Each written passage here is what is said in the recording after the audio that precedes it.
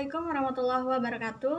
Jadi pada video kali ini saya akan membahas mengenai mata kuliah pengantar hukum bisnis. Sebelumnya, sebagaimana yang sudah kita ketahui bersama bahwa manusia itu merupakan yang namanya makhluk monodualistik. Jadi manusia itu merupakan makhluk individu. Di samping itu juga makhluk sosial di mana manusia tidak lepas dari hubungan antar manusia satu dengan manusia yang lainnya. Jadi manusia senantiasa melakukan interaksi di dalam hidupnya, terutama di dalam memenuhi kebutuhan hidupnya. Dalam hal ini misalnya adalah manusia melakukan yang namanya hubungan bisnis di dalam suatu kegiatan usaha, kemudian industri ataupun di dalam bidang keuangan. Nah, agar kegiatan di bidang bisnis ini dapat berjalan dengan lancar, maka dibutuhkan suatu pedoman yang mana ia berfungsi untuk mengatur agar kegiatan dapat berjalan lancar sesuai dengan koridornya.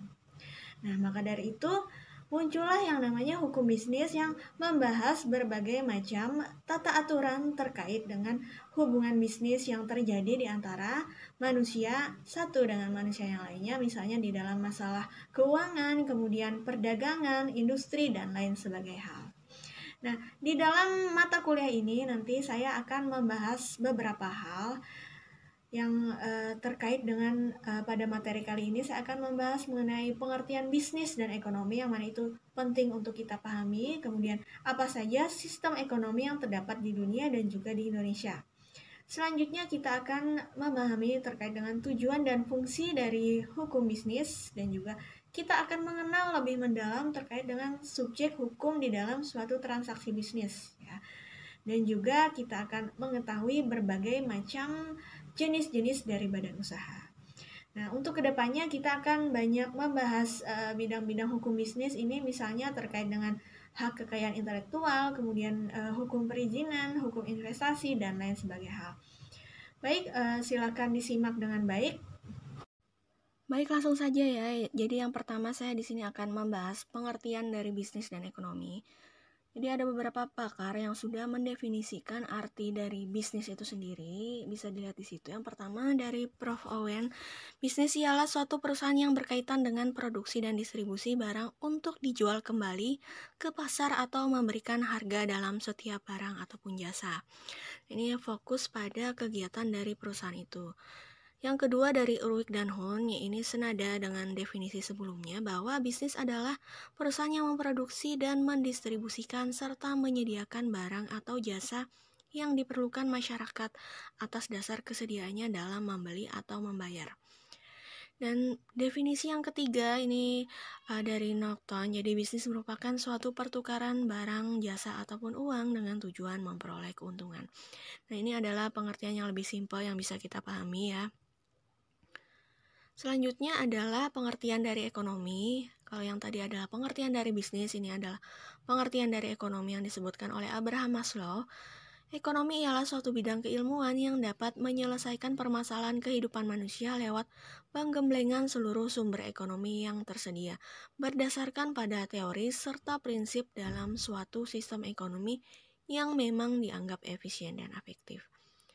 Kemudian yang kedua, KBBI juga sudah merumuskan pengertian dari ekonomi di mana ekonomi adalah aktivitas produksi, aktivitas manusia yang mana ia berhubungan dengan produksi, distribusi, pertukaran, dan konsumsi barang dan jasa. Jadi bisa kita pahami bahwa pengertian dari ekonomi itu cakupannya adalah lebih luas di mana ia berkaitan dengan pemenuhan kebutuhan hidup manusia dengan cara produksi, distribusi, dan pertukaran. Dan juga konsumsi ya. Jadi itu pengertiannya. Selanjutnya adalah sistem ekonomi. Jadi ada beberapa sistem ekonomi yang sudah dianut oleh beberapa negara di dunia ini. Yang pertama adalah sistem ekonomi tradisional. Bisa dilihat di situ pengertiannya. Ini diterapkan oleh masyarakat tradisional di mana ia sudah secara turun-temurun. Dalam sistem ini, pengaturan ekonomi dimapankan menurut pola tradisi yang biasanya sebagian besar menyangkut kontrol atas tanah sebagai sumber terpenting. Jadi ciri-cirinya ada beberapa, di mana teknik produksi yang dipelajari pada sistem ekonomi ini adalah sudah secara turun-temurun dan sifatnya sederhana. Kemudian pada sistem ekonomi tradisional ini, modal yang digunakan itu hanya sedikit. Ya. Dan juga pertukaran ini yang dilakukan di dalamnya itu adalah dengan sistem barter, jadi menggunakan barang dengan barang. Nah, juga pada sistem ekonomi ini dia belum terlalu mengenal yang namanya pembagian kerja. Sifat dari sistem ekonomi ini adalah dia terikat pada tradisi, ya, karena dia tradisional itu tadi. Dan juga tanah itu adalah sebagai sumber kegiatan utama pada sistem ini. Selanjutnya sistem ekonomi pasar, di mana dia juga bisa disebut dengan sistem ekonomi liberal, bebas, atau kapitalis. Nah, jadi pada sistem ekonomi ini seluruh kegiatan ekonomi mulai dari produksi, distribusi, dan konsumsi ini diserahkan sepenuhnya kepada mekanisme pasar, ya. Jadi model sistem ekonomi ini seperti apa yang sudah dipopulerkan oleh ajaran dari Adam Smith, ya. Nah, jadi di dalam sistem ekonomi pasar ini ada yang namanya pasar persaingan sempurna, yang mana di dalamnya ini harga di dalam pasar berdasarkan yang namanya hukum permintaan dan penawaran. Jadi harga pada produk itu dapat melambung tergantung seberapa besar dari permintaan dan penawarannya. Ia bisa menjadi mahal sekali atau bisa menjadi murah sekali. Jadi tidak ada yang namanya kekangan dari pihak-pihak tertentu, misalnya pemerintah. Ia murni sebagaimana yang terjadi pada pasar, ya. Selanjutnya adalah sistem ekonomi komando. Ini disebut juga dengan terpusat sosialis, ya. Jadi sistem ekonomi ini adalah di mana peran pemerintah sangat dominan dan berpengaruh dalam mengendalikan perekonomian. Kebalikannya dengan sistem ekonomi pasar tadi, kalau sistem ekonomi pasar itu sistemnya diserahkan sepenuhnya kepada bagaimana mekanisme pasar. Kalau pada ekonomi komando atau sosialis ini, ia dikendalikan oleh pemerintah, ya. Jadi dominan sekali peran pemerintah di sini dalam mengendalikan pasar.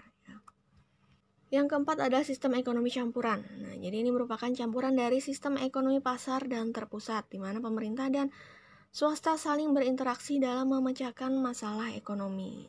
Jadi ada keimbangan antara sistem di pasar dan juga dari pemerintah.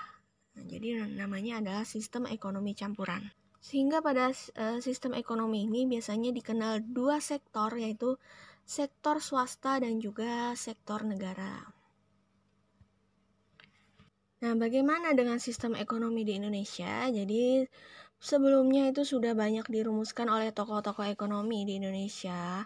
Jadi pada awal Republik Indonesia ini berdiri, dalam perkembangannya bahwa pembicaraan mengenai sistem perekonomian Indonesia ini adalah sistem ekonomi campuran. Tetapi kemudian ia berkembang di mana sistem ekonomi di Indonesia ini mengarah pada yang disebut dengan sistem ekonomi Pancasila.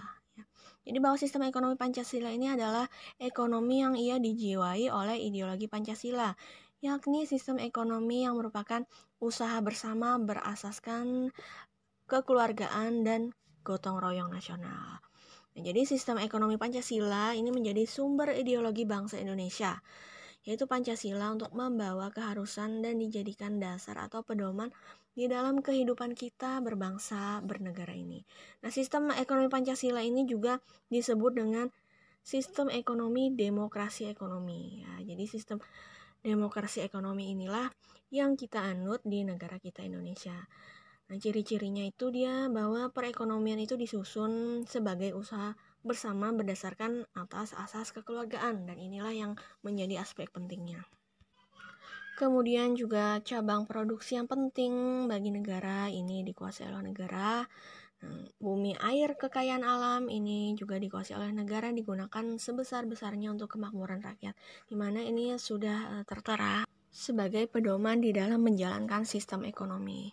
Oke, selanjutnya adalah akan kita pahami pengertian dari hukum bisnis, ya. Jadi hukum, kita sudah memahami apa itu hukum. Hukum merupakan suatu norma di mana ia hidup di dalam masyarakat untuk dapat menjadi pedoman oleh masyarakat. Nah, untuk hukum bisnis ini pengertiannya adalah suatu perangkat atau kaidah hukum termasuk upaya penegakannya yang mengatur tata cara pelaksanaan urusan atau aktivitas dagang, industri atau keuangan yang dihubungkan dengan produksi atau pertukaran barang atau jasa. Dengan menempatkan uang dari para pengusaha dalam risiko tertentu dengan usaha tertentu dengan motif untuk mendapatkan keuntungan. Jadi yang namanya hukum bisnis ini terdapat suatu perangkat atau kaidah hukum yang mana ia adalah untuk mengatur tata cara pelaksanaan pada usaha di bidang bisnis ini. Nah, tujuannya ada beberapa bisa dilihat di situ ya. Dia untuk menjamin berfungsinya keamanan mekanisme pasar, kemudian melindungi UKM dari berbagai hal. Kemudian yang ketiga adalah membantu memperbaiki sistem keuangan dan sistem perbankan, memberikan perlindungan terhadap pelaku ekonomi dan pelaku bisnis, dan juga mewujudkan sebuah bisnis yang aman dan adil. Dan juga untuk fungsinya ya, dia bisa dijadikan sebagai sumber informasi bagi yang menggeluti pelaku bisnis ya. Jadi dengan hukum bisnis ini pelaku bisnis bisa mengetahui hak dan kewajibannya ya, karena ini penting ya. Di dalam menjalankan bisnis biasanya terdapat perjanjian di antara para pihak yang menjalankan, maka dengan hukum bisnis yang terdapat pada perjanjian itu akan diketahui hak dan kewajiban. Dan pelaku bisnis juga agar dapat memahami hak dan kewajibannya tadi, dan juga untuk mewujudkan watak dan perilaku kegiatan di bidang bisnis atau kegiatan usaha yang adil, jujur, wajar, dan sehat serta dinamis ya. Selanjutnya adalah subjek hukum. Jadi subjek hukum itu adalah yang memiliki hak dan kewajiban. Jadi ia akan mempunyai yang namanya wewenang hukum. Subjek hukum itu memiliki peranan dan kedudukannya yang sangat penting di dalam bidang hukum, karena subjek hukum ini nanti yang dapat memiliki wewenang hukum, di mana wewenang hukum itu adalah kewenangan untuk memiliki hak dan kewajiban. Subjek hukum itu dibagi menjadi dua. Yang pertama adalah manusia atau individu. Manusia sebagai subjek hukum itu adalah manusia pribadi, di mana sebagai subjek hukum ia memiliki hak dan mampu menjalankan hak yang dijamin oleh hukum yang berlaku. Kitab Undang-Undang Hukum Perdata sudah mengatur hal ini, bahwa manusia sebagai subjek hukum itu berlaku sejak ia lahir dan berakhir dengan kematian. Selanjutnya adalah subjek hukum berupa badan hukum, rege person. Badan hukum ini merupakan kumpulan manusia pribadi atau kumpulan badan hukum. Beberapa jenis dari badan hukum itu misalnya perseroan terbatas, koperasi, yang habis ini akan kita bahas macam-macamnya. Nah, jadi kita akan membahas terkait dengan badan usaha ya. Badan usaha itu adalah kesatuan yuridis atau hukum, teknis, dan ekonomis yang bertujuan mencari laba atau keuntungan. Badan usaha dibagi menjadi dua, dia badan usaha yang tidak berbadan hukum atau badan usaha yang berbadan hukum. Jadi yang tidak berbadan hukum ini dibagi lagi menjadi beberapa hal. Yang berbadan hukum juga ada beberapa jenisnya. Nah, untuk perbedaannya antara badan usaha yang berbadan hukum dan yang tidak badan hukum, kalau badan usaha yang berbadan hukum itu pengaturannya ada di undang-undang. Jadi misalnya undang-undang koperasi itu diatur dalam Undang-Undang Nomor 25 Tahun 92. Undang-Undang PT juga ada tersendiri. Nah, sedangkan yang bukan badan hukum itu dia hanya pengaturannya melalui KUHD atau Kitab Undang-Undang Hukum Dagang. Yang kedua perbedaannya adalah harta kekayaan terpisah untuk yang badan hukum. Jadi ketika sekumpulan orang ini mendirikan badan hukum, harta kekayaan pribadinya dengan harta kekayaan perusahaan itu terpisah, berbeda dengan badan usaha yang tidak berbadan hukum. Kalau yang tidak berbadan hukum, harta kekayaan dengan harta kekayaan perusahaan dengan harta kekayaan pribadi itu tercampur ya. Nah, untuk yang berbadan hukum juga badan usaha ini memiliki tanggung jawab terbatas, di mana ia sebatas tugasnya yang sudah tercantum di dalam aturan pada perusahaannya atau di dalam badan usaha yang berbadan hukum. Sementara yang bukan badan hukum itu tanggung jawabnya renteng. Ya, artinya adalah ketika terjadi suatu kesalahan, maka si pemilik badan usaha yang tidak berbadan hukum itu bertanggung jawab sampai ke harta pribadinya. Kemudian yang terakhir adalah untuk badan hukum ada pengesahan dari Menteri Hukum dan HAM. Kalau yang bukan badan hukum tidak terdapat pengesahan dari Kemenkumham. Nah, ini adalah untuk jenisnya. Untuk badan usaha yang berbadan hukum itu contohnya adalah PT. Seperti yang sudah kita kenal, ada banyak ya jenis dari perseroan terbatas. Kemudian yayasan juga termasuk ke badan usaha yang berbadan hukum, dan juga koperasi. Nah, untuk yang tidak berbadan hukum ini ada beberapa. Yang pertama ada usaha dagang. Ini bentuk badan usaha yang sederhana. Kemudian ada juga persekutuan perdata. Ini ada pengaturannya di dalam Kitab Undang-Undang Hukum Perdata, di dalam Hukum Dagang juga ada. Kemudian firma yang kita kenal biasanya ada kantor-kantor hukum, itu biasanya bentuknya firma. Ada juga CV ya. CV ini juga banyak ya, selain PT untuk yang tidak berbadan hukum ini banyak yang tersebar, itu ada jenisnya CV ya. Biasanya untuk perusahaan-perusahaan seperti yang bergerak di bidang transportasi, kemudian juga usaha-usaha seperti usaha jasa seperti penjahit ya. Kemudian yang kelima adalah perkumpulan yang tidak berbadan hukum. Nah, jadi itu tadi ya pembahasan mengenai bagian-bagian yang terdapat pada pengantar hukum bisnis. Kita sudah memahami pengertiannya, tadi pengertian ekonomi dan juga bisnis, kemudian juga sistem dari ekonomi pada beberapa negara dan juga di Indonesia. Kemudian kita sudah memahami terkait dengan pengertian hukum bisnis dan juga yang terdapat pada badan usaha, entah itu yang berbadan hukum dan yang tidak berbadan hukum. Baik, itu tadi yang bisa saya sampaikan, semoga bisa dipahami dengan baik. Jadi ada banyak hal yang akan kita pelajari, di mana pada semester ini kita akan banyak membahas terkait dengan bidang-bidang hukum bisnis yang dapat menunjang pemahaman kita lebih mendalam terkait dengan hukum bisnis. Nah, untuk yang ingin ditanyakan mungkin bisa mencantumkan di kolom komentar, dan bagi mahasiswa saya bisa kalian sampaikan di WhatsApp. Saya akhiri sampai di sini, semoga bisa dipahami dengan baik. Wassalamualaikum warahmatullahi wabarakatuh.